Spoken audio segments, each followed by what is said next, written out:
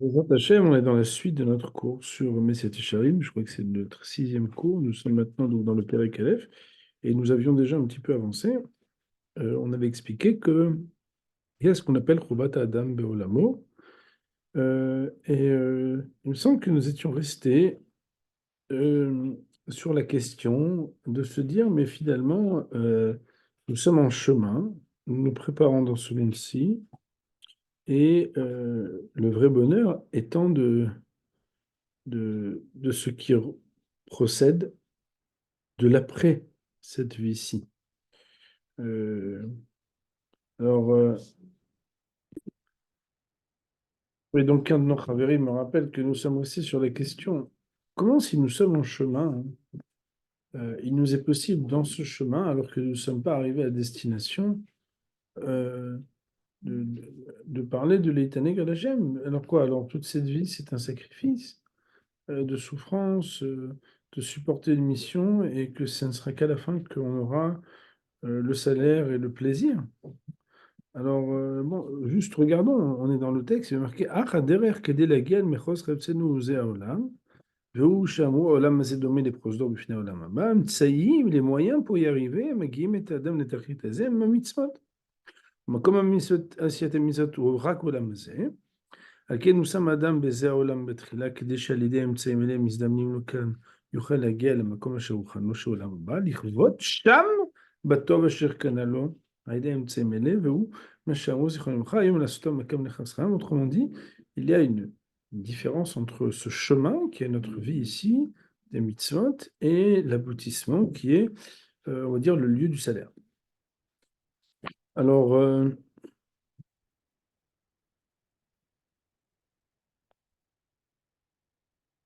selon moi, euh, euh, nous pourrions utiliser les mots du Ramchal dans le Derech Hashem au début du livre.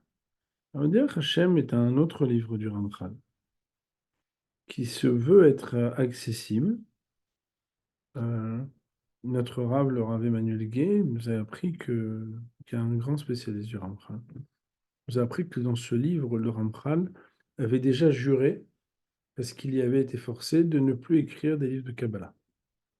Le Ramchal, comme vous le savez peut-être, il a vécu à une période où il a été menacé et même bousculé, pour dire les choses clairement, et presque excommunié à cause des livres qu'il avait écrits, qui avaient été aussi dictés par un Maguide, donc par une force céleste qui lui donnait des vérités et qui lui révélait des secrets. Un petit peu comme Rabbi Shimon Yochai a pu recevoir des secrets, un petit peu comme le Harizal a pu recevoir les secrets. C'est ainsi, en fait, que ces écrits, qui étaient absolument marginaux, parce que Chas Shalom, c'est pas le vrai qualificatif, puisqu'il était juste génial. Mais dans la littérature classique, il a écrit des choses qui n'avaient jamais été dites et écrites, et en plus dans un langage qui était nouveau.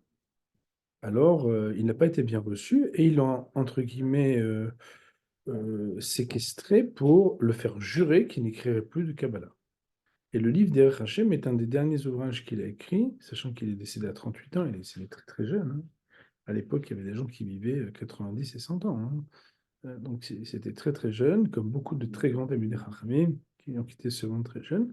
Et dans ce livre, donc, euh, un peu comme dans le Messiat Yesharim, en filigrane, celui qui a quelques notions apprend au fur et à mesure à décrypter combien, d'une manière qui paraît soft, il touche à des trucs, à des choses qui sont très hard, ça veut dire des choses très profondes. Et là-bas, en fait, il a, dans le chapitre, donc dans la partie 1, chapitre 2, quelques mots où il nous parle du but de la création. Donc, alors on verra bientôt, puisque j'ai prévu de faire correspondre, tel que notre maître nous a appris à le faire, trois parties du premier chapitre que nous allons décortiquer et que nous avons déjà commencé avec trois yédiotes, trois connaissances que nous devons avoir des buts de la création. Le but le plus connu de la création, c'est Ine atachlit abria aya letiv mitovo idbar shmo lezulato. C'est que Kadosh Baruch Hu a voulu donner à l'extérieur de lui. Alors, il faut savoir que dans la fin du premier chapitre de la première partie du Derech Hashem, nous avons 6 connaissances que nous devons avoir de Akadosh Baruch Hu. Je crois qu'on l'avait dit. Amitat Metsiuto, l'authenticité de sa réalité, Shlemuto, son intégrité, et Reachimatso, nous avions dit, je pense, le contraignant et non nécessaire et non contingent. Voilà, nécessaire et non contingent. Eyoto Biltinitle, indépendant. Pshituto, c'est-à-dire qu'il est simple et pas composé, et Yichudo, unique, et pas la dimension unique comme étant particulier, mais unique dans le sens où il n'y a rien d'autre que lui. Et bien évidemment, le Rav nous dit, selon ce principe, le Tov d'Hachem est un Tov parfait. Et donc, comment peut-il se proposer dans un monde qui est imparfait? Et si jamais il se proposait dans un monde imparfait, à un homme imparfait, d'une manière imparfaite, en quoi y a-t-il ici une vraie atava d'Hachem? Vous le comprenez? Bien évident. Et alors ici, le Rav développe un sujet, euh, euh, c'est que l'homme, c'est uniquement lorsqu'il va euh, euh, dépasser ce qu'il est pour s'attacher à Kadosh Baruch Hu, qu'il pourra, dans ce monde-ci, être lié au Tov d'Hachem, qui est un Tov B'Shlemut. Donc peut-être que méthodiquement, ça serait bien que nous regardions ce texte. Donc bon, dans ce texte-là qui parle de la Atava Shlema, on peut le lire rapidement, mais l'idée en fait, c'est de comprendre. Il dit le Rav, comme donc Hachem, il est la Shlemut, donc bon, je lis, hein. Veine tiré. Donc je suis à la deuxième ligne. Veine tiré que levado yitbarach shemo hashlemut amiti, ameshulal mikol hachesronot, veine shlemut acher kamohu klal. Il est la complétude et personne d'autre peut être la complétude. La page 18.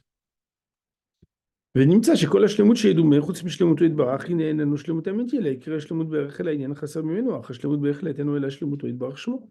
On ne peut pas parler que de relativité de la perfection d'Hachem, et tout ce qui est relativement parfait est donc imparfait, bien évidemment. ועל כן, בהיות חפצו יתברך שמו להיטיב לזולתו, לא יספיק לו בהיותו מיטיב קצת טוב, אלא בהיותו מיטיב תכלית הטוב שאפשר, לברורים שיקבלו בהיותו ולבדו יתברך שמו אמיתי. הטוב האמיתי לא יסתפק חפצו הטוב, אלא בהיותו מהנה לזולתו בטוב ההוא עצמו שהוא בו יתברך שמו מצד עצמו, שהוא הטוב השלם האמיתי. Alors, je le lis vite parce que je l'ai lu il n'y a pas très longtemps, hein, sinon j'aurais dû mis un peu de temps. Le fait qu'Akadosh Baruch Hu il soit le seul qui est le Tov par excellence, un Tov qui n'est même pas dans nos références à nous. Vouloir donner du Tov, c'est vouloir le donner d'une manière qui soit le maximum qui peut être reçu. Mais en même temps, c'est paradoxal, puisque étant donné que c'est un bien et une bonté qui vient de l'infini, comment peut-elle se proposer d'une manière qui peut être reçue par un être qui est fini? La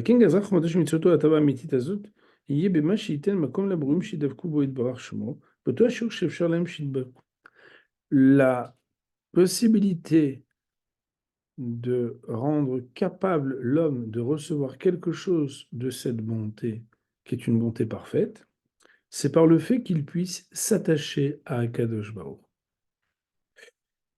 Et qu'à la mesure avec laquelle on s'attache à Hachem, eh bien on est attaché, lié à quelque chose qui est de la bonté infinie. ואז נמצא שמה שמצד עצמם אפשר שיותרו בשלמותו יתברך שמו, הנה מצד דווקא בו יגיע להם. Et même si on n'a pas de possibilité ni de d'écrire, ni de comprendre ce qui s'appelle la perfection d'Akadosh Baruch Hu, mais par notre attachement à lui, יגיע להם באותו השיעור שאפשר לתאר בשלמות ההוא, מצד היותם מדבקים בדבריו, וימצאו ונהנים בטובה אמיתית ההיא, בערך שאפשר להם ליהנות בה. Recevoir quelque chose de l'infini, dans sa nature infinie, à la mesure qui est finie et qui est la nôtre, n'est en fait que à la mesure de notre lien avec lui. Je vais vous donner une image, bien évidemment, qui est vulgarisée et qui est de toute façon réductrice, mais imaginons qu'on a quelqu'un qui est extrêmement fort en médecine, extrêmement fort en physique, extrêmement fort dans une science. Mais extrêmement fort, ça veut dire que ça fait 60 ans qu'il est dans ce métier. Et il y a un petit jeune stagiaire. Bah, ce stagiaire, bon, qu'est-ce qu'il va comprendre? Il peut rien comprendre. On ne peut pas rattraper 50 ans d'expérience et d'évolution. Mais il sait une chose, c'est plus de temps il pourra passer avec cet homme illustre, plus il pourra être connecté avec quelque chose de ce qu'il ne pourra de toute façon jamais atteindre là où il est maintenant.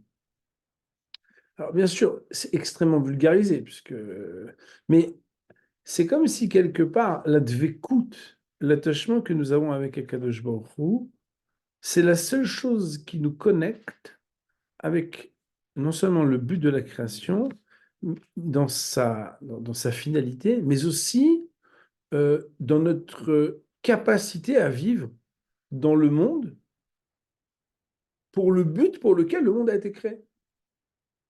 Et alors, ce que j'ai trouvé extraordinaire dans ce texte, c'est que Venitsa, Yot Kavantu Idbar Bria Shebara Livro Misheyem, Nene Betuvo Idbar Shemo. Beoto Adirech Efshar Sheyenebo. Et il se trouve que, étant donné que l'intention d'Akadosh Baruch Hu dans la création était de créer celui qui pourra profiter de la bonté divine, eh bien, de cette manière-là, il sera possible qu'il en tire profit. Alors, le Rav, après, il explique que chaque fois qu'on s'imprègne de quelque chose que nous apprenons de Hachem, dans sa Torah, dans ce que la Torah décrit, les conduites de Hakadosh Baruch Hu, par le fait justement d'essayer de ressembler à la conduite qui est la volonté d'Hachem, on s'attache à lui. J'ai trouvé que ce texte, en fait, ce qui est très intéressant, c'est que avant même d'étudier la suite de la lecture de Messiah Técharim, qui va de toute façon aussi, bien évidemment, parler de la Dvekout, etc., euh, de Maître nous explique que en chemin aussi, on peut être connecté à quelque chose qui relève de l'aboutissement. Un petit peu comme la parabole qu'on avait citée avec le Waze la semaine dernière. Donc oui, c'est vrai, Ayom la sotam ou machar le kebel scharam. Le salaire qui est un salaire absolument spirituel. Il ne peut pas être donné dans un monde qui est matériel. Mais par contre, la délectation de ce qui relève de la vie spirituelle peut être déjà goûtée dans la spiritualité de notre vie. Qu'est-ce que c'est la spiritualité de notre vie? C'est s'attacher à Hachem. Par quoi s'attache-t-on à Kadosh Baruch Hu? Il y a le sujet de la dvekut, nous allons apprendre ce que ça veut dire, la dvekut, mais on peut en tout cas comprendre que c'est lorsque nous sommes concernés par le lien avec Akadosh Baruch Hu, malgré notre vie qui est composée aussi de composantes organiques, viles, terriennes et animales. Et donc, dépasser cette nature pour essayer de s'attacher à la volonté d'Hachem, c'est quelque chose qui nous donne déjà ici un plaisir de la délectation spirituelle. Alors, continuons un peu dans le texte, essayons d'avancer. Encore une fois, comme je vous dis, je ne suis pas un spécialiste du Ramchal, j'essaie juste de réfléchir avec vous et de lire à voix haute pour moi et en votre présence. Od badavar tiré. Alors là, Moraï Varabotai, je vous demanderai de souligner, si vous le voulez bien, ces mots. Ukshetistakel od. Et lorsque tu regarderas encore badavar, cette chose-là, tiré, tu observeras. Qui a shlemuta amiti urakadvekut boedvara. Que la complétude authentique est uniquement l'attachement à Kadosh Baruch. Alors, bien évidemment, après ce qu'on a étudié dans le Derech Hashem, on dit, bah, ok, ça a l'air évident. Ve'u maché aya David Amelech Omer, va'ani kirvat Elokim lito. Et c'est ce que David Amelech dit dans les Teilim, vous verrez qu'au fur et à mesure qu'on étudie des Sfarim, on se rend compte que chaque verset de Teilim est quelque chose d'extrêmement profond, extrêmement puissant. David a l'air de dire Va'ani et moi, Kirvat Elokim Litov. La proximité avec Elokim est pour moi Tov. Et donc la Kirva, tout le monde comprend que Kirva, c'est un mot générique de la Dvekut.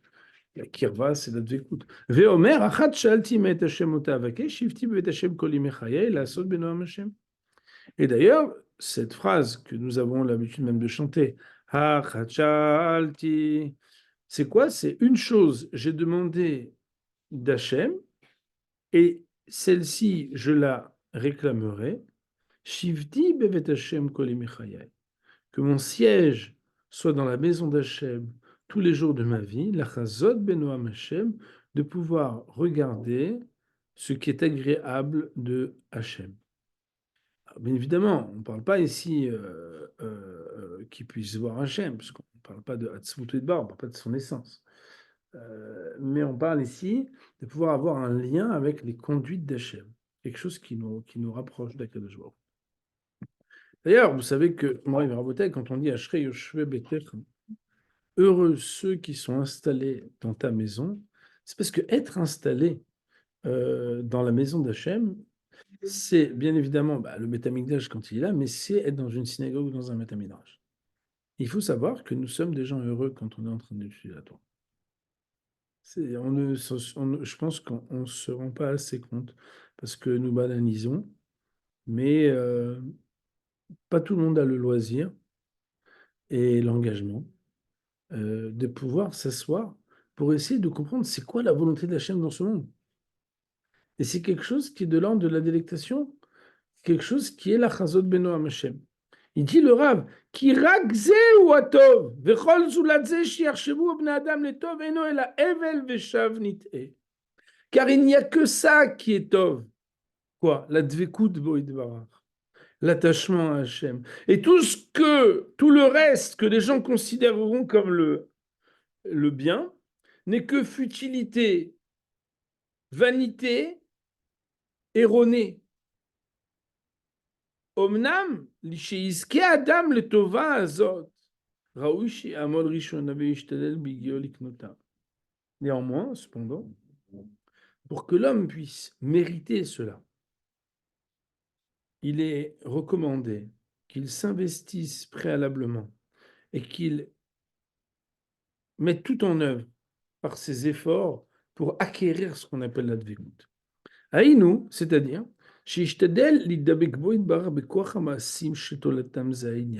écoutez bien, Moraï Verbotaï, c'est très important, c'est qu'il s'efforce de se lier, de se coller à Hachem par la force de ses actions, dont les conséquences, c'est la dvekut, ce sont les mitzvot. Autrement dit, Moraï Verbotaï, ici, le Rav nous dit, la dvekut n'est pas un sentiment, la dvekut n'est pas un désir, la dvekut n'est pas quelque chose qui se vit comme étant le résultat d'un désir, mais comme le résultat d'une action. La tolada du koach haishtadlut, le résultat de la force de la mise en effort et de la mise en œuvre, passe par les mitzvot. Et alors quoi? Et voilà que Akadosh Baruch Hu, Samo veut dire Samoto. Il l'a placé. Voici que Akadosh Baruch Hu a placé l'homme Bemakom dans un endroit, c'est-à-dire le monde dans lequel nous vivons, dans lequel il y a de multiples choses qui nous éloignent de lui. Et ce sont les désirs matériels, les plaisirs matériels. Lesquels, si jamais ils se laissent traîner derrière elle, voici qu'il va et qu'il continue de s'éloigner de la bonté, du bien authentique. Et il se trouve qu'il est donc placé véritablement à l'intérieur d'une guerre très forte, Nous savons aujourd'hui ce que signifie une guerre très forte. Qui kol ha'inyanei ha'olam ben letov ben lemutav, inem nisyonot l'adam. C'est qu'en réalité, tous les sujets de ce monde, les bons et les moins bons, sont les épreuves de l'homme. L'homme est mis à l'épreuve dans une guerre qui peut l'éloigner d'Hachem. Ha'oni mitzad echad ve'ha'osher mitzad acher.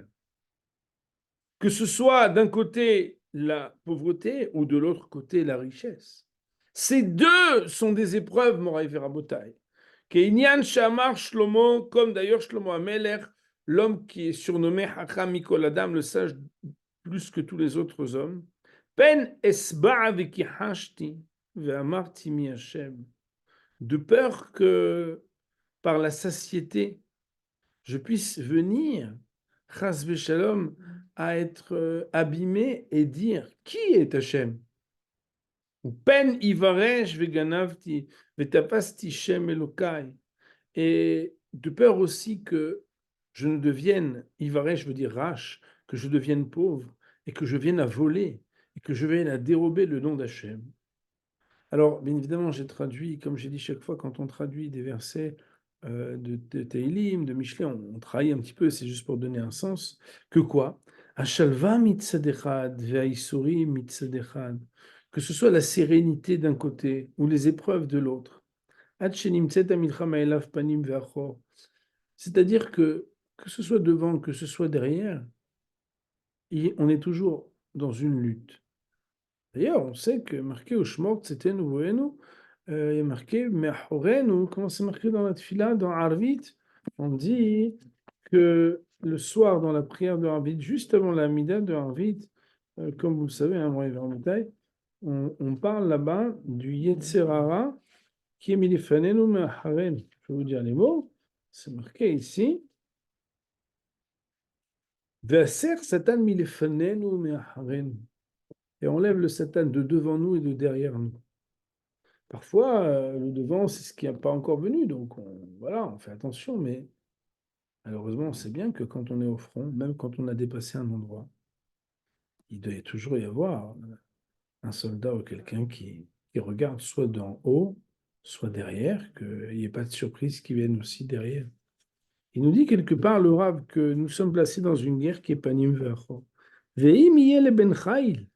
Et si l'homme devient vaillant, et qu'il réussit à avoir la victoire de cette guerre de tous les côtés. Oui, Adam Shalem. Il sera l'homme parfait, avec Beboro, qui aura le mérite d'être attaché à son Créateur. Et il sortira de ce vestibule et il rentrera dans le palais, qui est de pouvoir être lié à la lumière éternelle, la lumière de vie. Et à la mesure de comment est-ce qu'il a pu conquérir son mauvais penchant et ses désirs, et qu'il s'est aussi éloigné des choses qui auraient pu le faire périr. Et il s'est efforcé de s'attacher à lui. Ainsi, il pourra atteindre et se réjouir de ce qui s'appelle la Dvekut Bacher. Alors, je propose de faire un parallèle, qui est le parallèle que notre Rav, que notre Rav, le Rav Emmanuel Gué, Shlita, qui nous enseigne le Ramchal, a fait. Et pour ce faire, je voudrais avec vous vous partager un autre texte.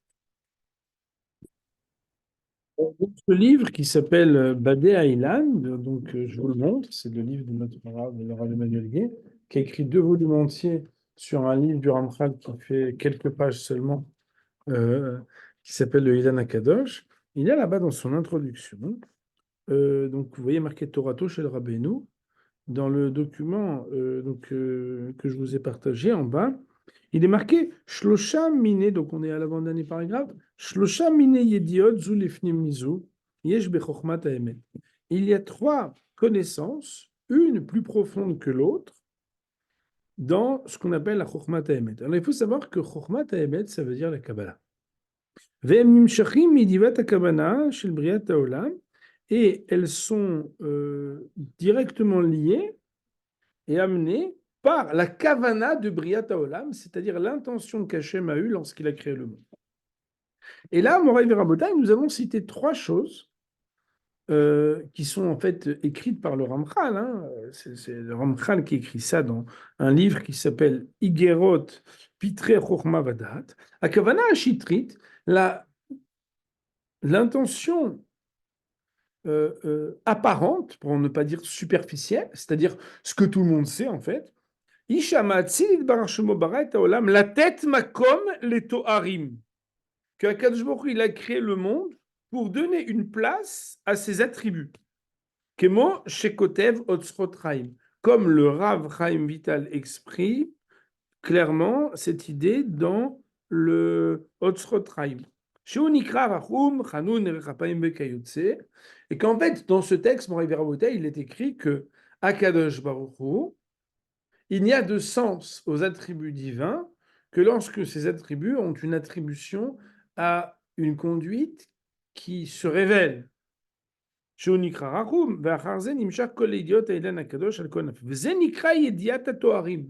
Ça s'appelle la connaissance de ses attributs. Autrement dit, il y a un but qui s'appelle faire connaître ses attributs.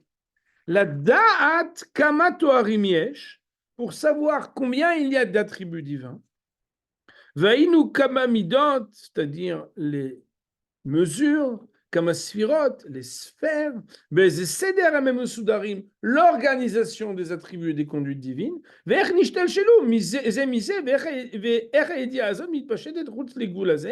et le déploiement de ces choses qui se révèlent être dans le monde, au-delà de toute limite. Autrement dit, mon Rav Verabotai, vous avez tous entendu parler de Chesed Gvura Tiferet, Chochma Bina Dat, Netzachot Esod Malchut. Vous avez déjà entendu parler des attributs divins. Et donc la révélation des attributs divins, ce qu'on appelle la connaissance des attributs, faire connaître ces attributs, c'est quelque chose que tout le monde a déjà entendu. Hachem a créé le monde pour, entre guillemets, révéler ses attributs. Yediya Shnia, la deuxième connaissance qu'il faut avoir,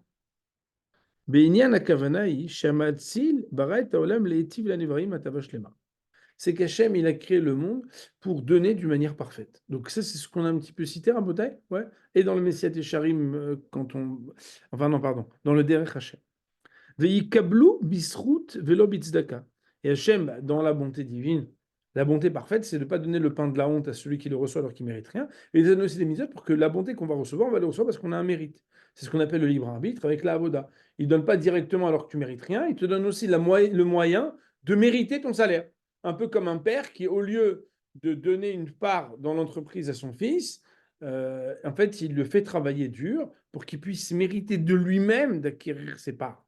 Ça n'a absolument rien à voir.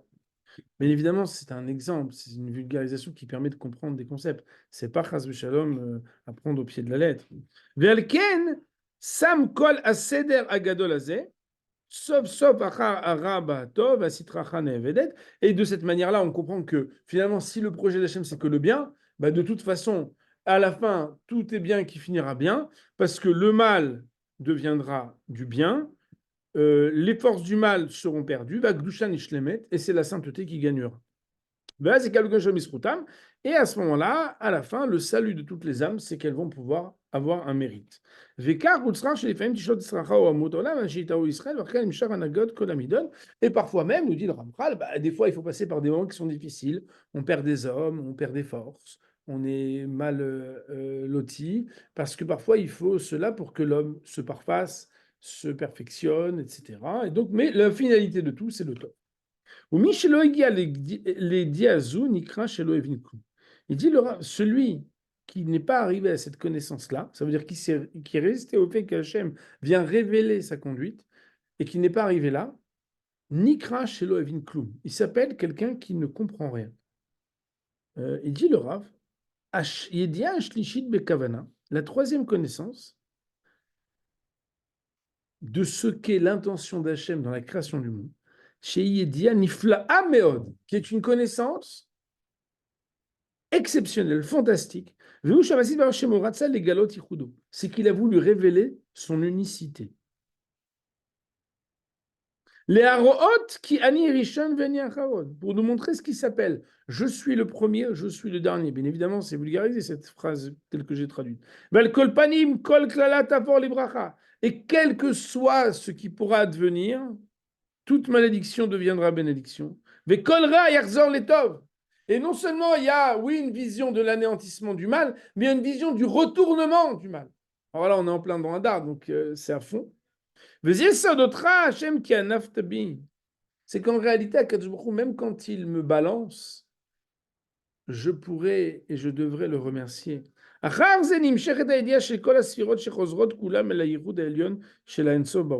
il y a une phrase un petit peu kabbalistique, ou même très kabbalistique, c'est que finalement, tout revient ensuite au lien avec le Ensof Baruch Hu, avec quelque chose de l'infini. Et il dit le Rav, et alors là, je vous demanderai de sauter à la page d'après, vous voyez, comme c'est très intéressant. Là où il y a marqué dans le troisième petit paragraphe Ve'achen, vous le voyez ça? Ouais. Ve'achen, shalosh yediot elu, makbilot, legamri le shalosh tachliot, be'avodat Hashem sheugderu, al yedei Rabbeinu beperek Aleph be'Mesilat Yesharim.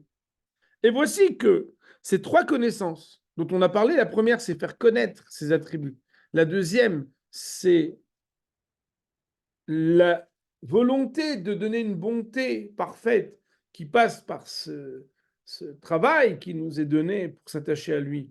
Et cette troisième, qui est de révéler son unicité, sont connectés avec les trois buts du service divin qui ont été définis par notre maître le Ramchal dans le Messiah de Charim au premier chapitre, donc ce qu'on est en train d'étudier. Il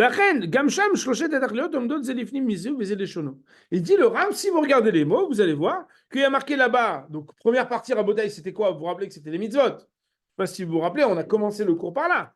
Donc là, c'était les mitzvot. Donc, regardez. Donc, il y a Mtsaïm Amagim, etc. Donc, je peux un petit peu sauter. Hein. Mais en tout cas, au Makom Asiat Mitzvot ou Olamazé, Akem Moussan, il dit Ukshetistakel Badavar, ouais. Omnam l'ishiiski adam le tovazu roshi amurishan vishtadelen, hein. Veine samo aboré, etc. Et après, qu'est-ce qu'on a plus tard? Veim tamik od benyan tiré. Alors, on l'a pas lu, bon, on peut le lire, mais bon, voilà, ça, nous le lirons la prochaine fois. Mais regardons comment le Rav en fait un parallèle. Il dit, regardez plus haut, dans la page d'après, Nimtsa, vous l'avez? Shatachlit arishona ou kiyum mitzvot. Il se retrouve que le premier but, c'est marqué que c'est l'accomplissement des mitzvot. On n'a pas encore parlé de dvekut, etc. Atachlit ashniya dvekut, aniknet, me avodat mitzvot, en me avodat midot. La deuxième chose, c'est la dvekut. Donc, on pourrait appeler ça mitzvot, dvekut. Vatachlit ashlishit, il est kadesh et shmo bet kol haolam kulo b'kedushato yitbarach. Et la troisième chose, c'est le kiddush Hashem. Alors, il dit le Rav, Avodat Amitzot Makbila le Kavana Rishon, quand on parle d'Avodat Amitzot, c'est en parallèle avec la première des trois notions qu'on a dites. Pourquoi? Parce qu'en fait, les mitzvot éduquent l'homme d'avancer dans les voies d'Hachem, c'est-à-dire d'essayer de lui ressembler, d'essayer d'agir selon sa volonté. C'est-à-dire qu'on devient miséricordieux là où Hachem nous a demandé d'être miséricordieux, on devient dur là où il faudrait être dur, on devient généreux là où il faudrait être généreux, etc. Et donc, ça, c'est une manière de révéler les Toharim d'Hachem dans le monde. Ça veut dire que les attributs d'Hachem se révèlent par la conduite de l'homme. Si l'homme se conduit en essayant de ressembler et de se lier à la volonté d'Hachem, ça veut dire j'applique ce qu'Hachem me demande d'appliquer, je m'inspire de son message dans sa Torah, ben quelque part, je justifie le but premier des trois choses de la création qui est de révéler ses attributs à lui. Moi, en tant qu'homme, Rabotai, je révèle ses attributs à lui dans ma conduite. Avodat advekut dvekut betova eloki. La deuxième chose, c'est s'attacher à quoi? À la bonté éternelle. Kifi shaita kavana bereshit brita olam. C'est-à-dire qu'en réalité, la dvekut, c'est d'aller encore plus haut. Et le dernier niveau, c'est de faire en sorte d'avoir la Kedusha. Comme on l'a vu dans un de nos shiurim, la Kedusha, c'est quoi? C'est quand il n'existe plus d'espace qui ne soit pas là pour sanctifier le nom d'Hachem. Et ça, c'est quand quelqu'un il fait en fait le Yichud d'Hachem. C'est quoi? C'est que tu révèles que chaque parcelle de ce qui se trouve dans la création n'est là que pour scander l'unicité d'Hachem. Et ça, c'est en réalité vraiment le Yichud. Bon, après, le Rav, il parle de ce qu'on appelle Tzadik, Rassid et Kadosh. Nous avons un petit peu parlé de ça. Et maintenant, juste, avec votre permission, je vais juste lire encore euh, quelques lignes. Et je pense qu'après, nous pourrons, Bezrat Hashem, terminer notre cours. Dernière ligne que nous lisons. Vim ta'amik. Et si tu as approfondi Od encore Beinian à tirer dans ce sujet, tu regarderas, tu observeras. Alors là, Rabotai, on comprend que selon ce qu'on apprend du Ramchal ailleurs, quand on dit et si tu regardes, tu comprendras, et si tu approfondis, c'est qu'en réalité, il y a la première dimension de la Torah qui est la justification du but de la création, c'est l'accomplissement des mitzvot. Puis après, il y a des niveaux qui sont un peu plus. C'est la Dvekut et c'est le Yichud. On comprend bien que on ne peut pas commencer à parler à quelqu'un de la Dvekut Bachem sans lui parler des mitzvot. Et on ne peut pas parler non plus de la Kedusha sans lui avoir parlé aussi d'abord de la Dvekut. On pourrait dire que par exemple la Dvekut, c'est considérer le Tov d'Hachem sans encore imaginer qu'à part le Tov d'Hachem, il n'y a rien d'autre dans ce monde. C'est pas toujours évident. Des fois, des gens, par exemple, ils sont un peu paumés, ils s'attachent à la Torah. Ils s'attachent à la Torah pour éviter les mauvais amis, pour éviter le mal, etc. Il y a des personnes qui sont après, quand elles sont construites, en fait, il n'y a plus de limites, il n'y a plus de gêne. Bien évidemment, ils ne vont pas chercher les gens méchants, mais pour eux, quelque part, c'est juste l'occasion d'essayer de découvrir en quoi tout ce qui est dans la création n'est là que pour révéler l'unicité d'Hachem. C'est un niveau, c'est pas tout le monde. Il dit le Ravinta Amikot Bainyan Keolam Nivra le Shimush Adam. Le monde a été créé au service de l'homme.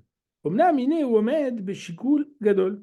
Seulement, il faut là-bas bien peser et mesurer. Ki im Adam nimshakha olam mitrarek miboro. Car si l'homme, il est tiré derrière ce monde et il s'éloigne de son créateur, il n'est ou mitkelkel ou mekelkel olam imu. Écoutez bien les mots. Il s'abîme et il abîme le monde entier.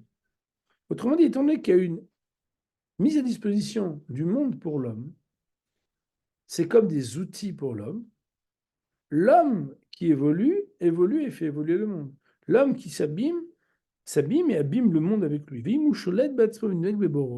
Et si, par contre, il se domine à lui-même et il s'attache à son créateur, et qu'il ne prend d'utilisation dans ce monde que des choses qui sont pour l'aider à servir son créateur. C'est-à-dire qu'en fait, lui, il s'intéresse à ce monde-ci que parce qu'il y a des choses qui sont des outils pour faire des bonnes choses pour servir le Créateur. C'est une notion extraordinaire. Lui s'élève et le monde s'élève avec lui. Le monde lui-même se lève avec lui. Qui ou iné ilui gadol ou la briot kulam biotam shamshe adam hashalem amekudash bigdushato idbarach. Et ça, c'est un concept extraordinaire, car c'est une élévation pour toutes les créatures du monde de servir et d'être au service de l'homme intègre qui se sanctifie dans la Kedushat Hashem. Et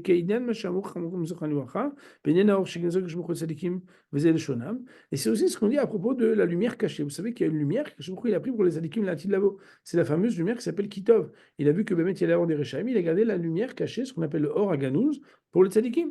Vous avez Shonam, il est marqué là-bas, Chachamim, ou de commenter dans la Gemara de Chagiga, la page 12. Kevan Shira Or Shignazo Keshbochou, la Tzadikim, Samar. Quand Keshbochou, il a observé que cette lumière-là, elle va être pour les Tzadikim à la fin des temps. Il a été heureux. Je n'ai pas tzadikim ismar, parce qu'il y a marqué que là-bas, la lumière des tzadikim, c'est quelque chose qui amènera la réjouissance.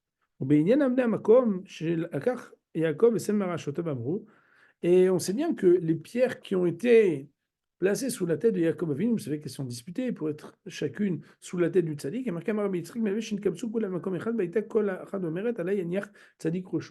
les pierres se sont déplacées pour chacune dire, mais j'aimerais bien que le tzadik mette sa tête sur moi. Qu'est-ce que ça nous apprend? Ça nous apprend que quelque part, il y a une interaction entre l'homme et le monde. L'homme grandit, le monde grandit avec lui, était au service. tout le monde va s'organiser pour l'aider à faire le service d'Hachem, alors que si, chas v'shalom, si l'homme se laisse aller, non seulement il s'abîme à lui-même, mais il détruit quelque chose du monde. Et c'est extrêmement encourageant, puisque ça nous permet de comprendre qu'en fait, notre mission ici, elle est de savoir comprendre qu'est-ce qu'on peut mettre en œuvre de tous les outils qui nous sont mis à disposition pour réaliser la volonté d'Hachem. Et ça, quelque part, ça rend une vie très nos limites, finalement, dans ce que nous pourrions chercher les moyens de réaliser mieux la volonté d'Hachem sans avoir de gêne de ce monde matériel ni du monde relationnel. Bon, on va pour aujourd'hui dire Baruch Hu Olam, Amen, Amen.